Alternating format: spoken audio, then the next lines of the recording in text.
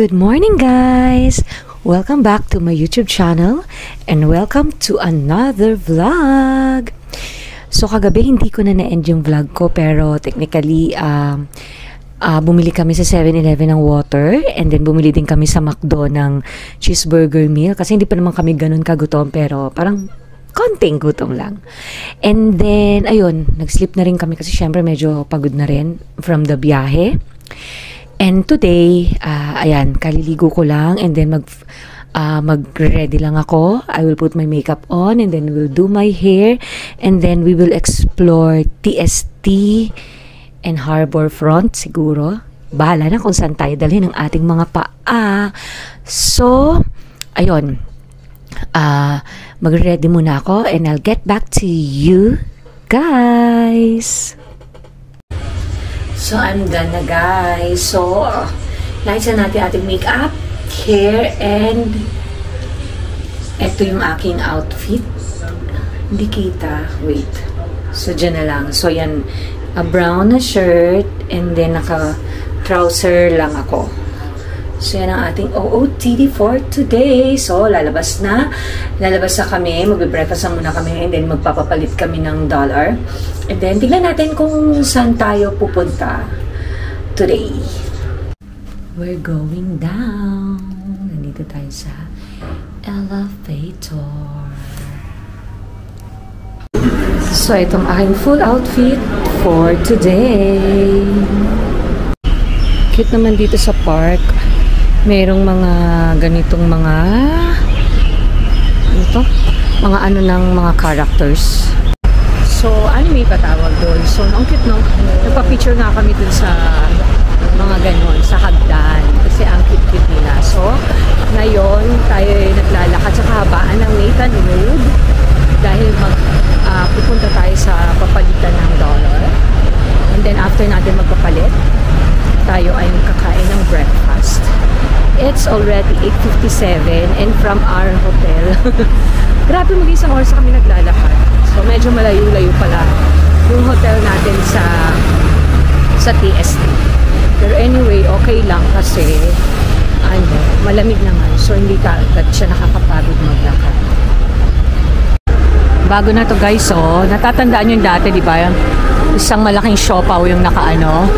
Ngayon, iba na siya.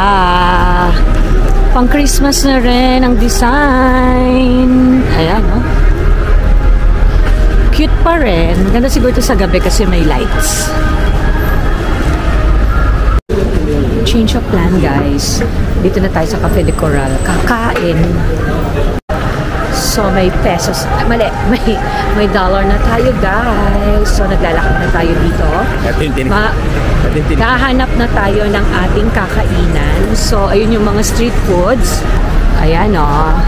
Yan yung mga street foods. Actually, last time na nagpunta kami, hindi ako nakaano dyan. Tignan natin later kung makapag-try tayo dyan. Tapos, ayan, dito kami. Kasi ang plan namin is kumain dun sa dati namin kinainan. Yung parang palengke na may flowers sa harapan. Kasi authentic tsaka masarap naman. Tapos mura pa. So, ito, naglalakad kami ngayon dito. Change of venue na naman tayo, guys. So, hindi na tayo sa Cafe de Coral. Dito po tayo nga ulit sa flower. Ayan, o, flower market. Dito tayo kakain. Kasi sa mga banda-banda looban, meron doon mga kainan. Andito tayo. Dito tayo kakain. So, umorder tayo ng pork curry. Sorry, kumakain ako ng tinapay. Kasi, on the way dito, ayan. So, bumili kami ng pineapple bun and raisin bag. So, yun na. Order tayo ng pork curry. Tapos, chicken, ham, and pork with rice. Tsaka beef noodles. Dahil medyo gutom ng mga person. Kakalakad. 1 hour din ata yung nilakad natin. Pero okay lang. So, kain muna tayo dito. Yeah.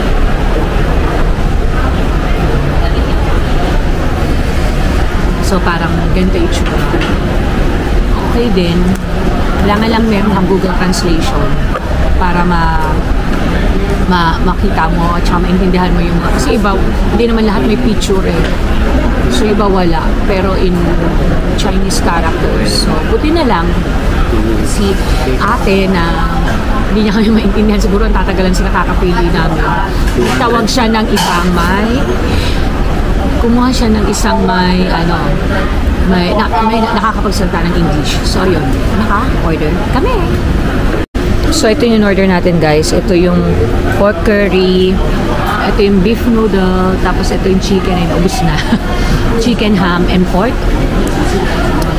And of course, Coke and hot milk tea. Let's eat! We're done. Tapos na po tayong kumain. Grabe laki ng serving sila. Hindi namin naubos yung parang pancit.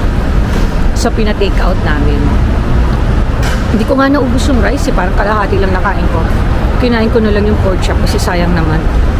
Pero yon, ang suggestion ko, kung hindi naman talaga sobrang gutom nyo or pareho kayong malakas kumain, dalawa kayo, try nyo munang order ng isang food, tapos maghati kayo. Halimbawa, isang rice, tapos isang either yun nga yung parang pancit canton or noodle soup para sulit. Nanggaling tayo dito guys, Long Phone, kung saan bumili tayo ng perfume. Compare mo sa Sasa, mas mura siya ng mga nasa $20.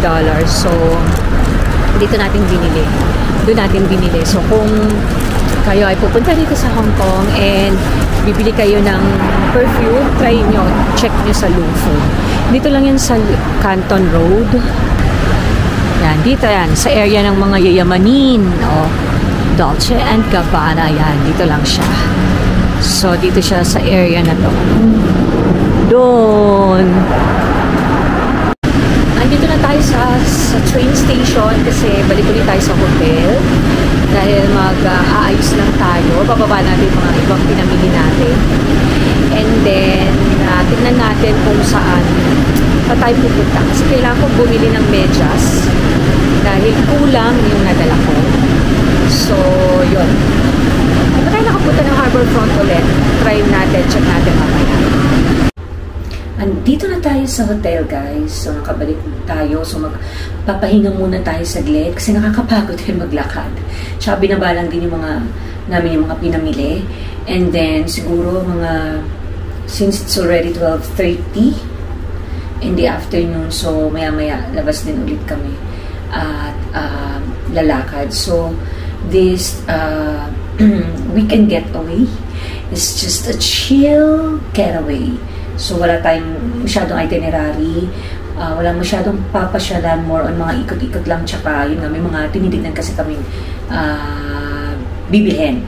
So, see you later. Papahinga muna kami. We're out and about. Pupunta tayo sa Sneaker Street. Sneaker Street. Oo nga. Dito sa Mongkok. Dahil meron tayo. Titignan ng mga shoes. Andito na tayo sa Sneaker Street. And, papunta tayo ngayon sa Nike. Titignan natin shoes. So far, medyo mahangin. Makulimlim. Pero okay lang. So, ayan, nandito tayo. Wait lang. Ayan tayo sa Sneaker Street o sunod-sunod na mga brand ng shoes. Tayo mag-explore dito. Panlalaki discounted pa 800 plus lang. Paglalaki. Nakabili na tayo. 9.5 na. Since tapos na tayo magbili-bili ng shoes, dito naman tayo sa night market. Yan. Dahil titingin-tingin din lang tayo. So, ito yung kanilang night market. Yan.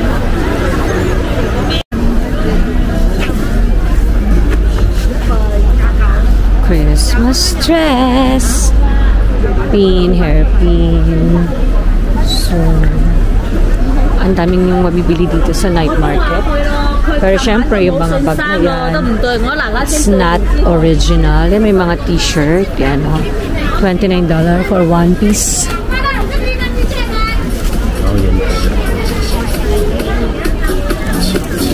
Yung mga batik and everything. We're here at Harbor Front, guys. So, ayan. Tayo sana. Hindi naman masyadong malamig. We're going to wait for the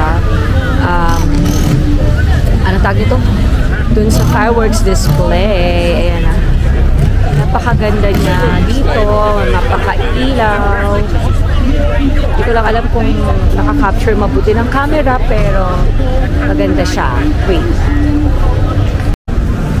So, ayan guys. So, hindi ko lang kasi ma-zoom, pero yung mga building, Christmas na yung mga nakailaw sa kanila.